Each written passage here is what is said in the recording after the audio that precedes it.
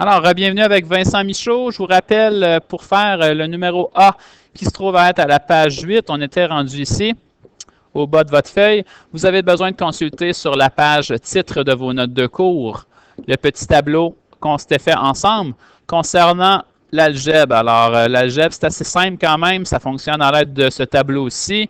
Pour additionner et soustraire, ça nous prend des termes semblables. Et on n'oublie pas que lorsqu'on additionne et qu'on soustrait, on ne peut pas toucher aux exposants. Tandis que lorsqu'on multiplie, on fait de la distribution, c'est-à-dire on fait des flèches.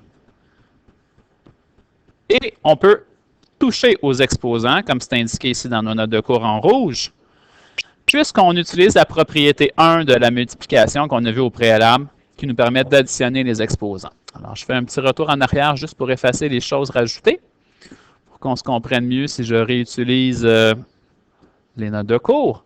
Et je m'en vais faire le numéro qui se trouve à être à la page 8 de vos notes de cours. Alors, pour la multiplication, c'est juste ici. Alors, numéro A, on le fait ensemble. Première parenthèse. P-E-D-M-A-C. P de masse. Parenthèse. Je suis en présence d'une addition, ça me prend donc des termes semblables, j'en ai pas. Soustraction. Ici, je n'ai pas de termes semblables, il n'y a rien à faire. E pour exposant, il n'y en a pas à l'extérieur des parenthèses, c'est ceux-ci qui m'intéresseraient, mais il n'y en a pas. Alors, je ne peux rien faire. Alors, exposant, il n'y a rien à faire. Division, il n'y en a pas dans le problème. On va donc passer cette étape-ci. Et je suis rendu à la multiplication, il y en a une entre les deux parenthèses, je vais donc la faire. Comme tantôt, on prend le premier terme et on le multiplie par chaque terme de la deuxième parenthèse. De cette façon. Alors, on va avoir 2x fois 3x à la 5. Deuxième partie qu'on va faire, on recommence toujours avec le moins 2x, on va aller le distribuer au deuxième terme. Donc, 2x fois moins 4.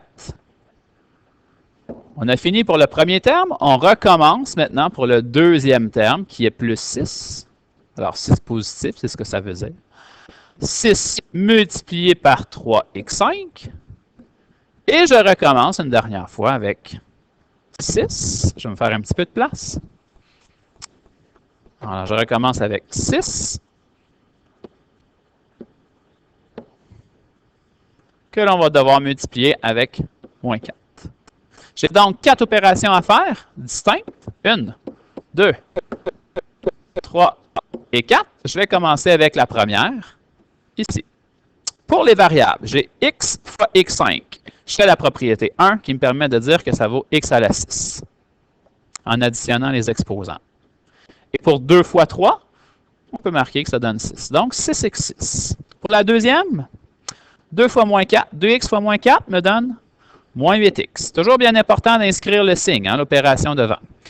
6 fois 3x5, on va donc obtenir 18x5. Comme j'ai dit, on marque toujours l'opération devant, donc c'est du positif ici. Et pour le dernier, 6 fois moins 4, j'obtiens donc moins 24 en marquant le signe qui va avec.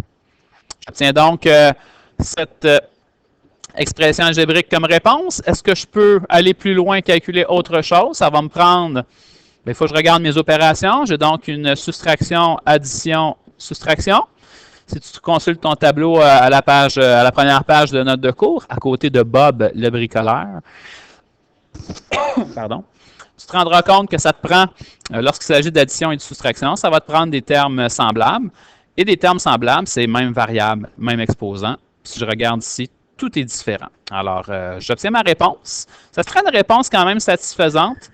Par contre, on va juste s'assurer de placer notre réponse finale pour avoir le maximum de clarté par ordre de degré. Alors, j'ai le degré 6 ici qui va aller en premier, en ordre de degré décroissant. Degré 5. Degré 1. Ainsi que degré 0 pour le moins 24. J'ai donc ma réponse finale.